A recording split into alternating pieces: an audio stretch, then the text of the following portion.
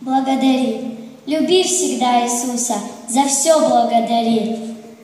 Люби Христа Иисуса, как Бог тебе велит. Когда ложишься спать ты, Его благодари за мягкую кроватку, и Бог благословит.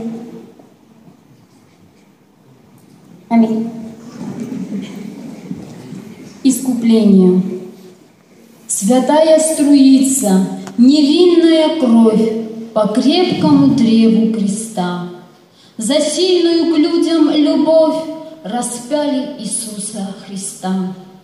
Распяли и думали, будто так можно правду убить. Они поступили безумно, ведь вечность нельзя погубить. А правда, она бессмертна, любовь не имеет конца. А кто отвергает Сына, тот не имеет Отца. Они думали, будто законно поступили по вере своей и в тяжкое заблуждение ввели заблудших людей.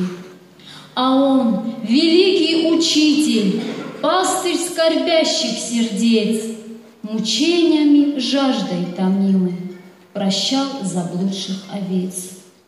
Его раны нещадно болели, и кровь запеклась на губах, но сердце его скорбело о всех заблудших овцах.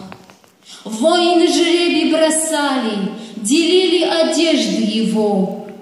Толпа орала по-зверски: «Если ты царь иудейский, спаси себя самого!» А над головой его надпись на 3 языках: по-гречески, римский, еврейский: «Сей есть царь иудейский». Злословили и издевались те, за которых страдал, а книжники насмехались и говорили его, понося: «Сам других спасал, теперь пусть спасет себя». Внезапно солнце померкло, и вдруг содрогнулась земля, и злоба в людях поблекла, их устрашились сердца. Свершилось! В мучениях, в страданиях Он дух наконец испустил. Тогда на Голгофе нас грешных кровью Иисус искупил.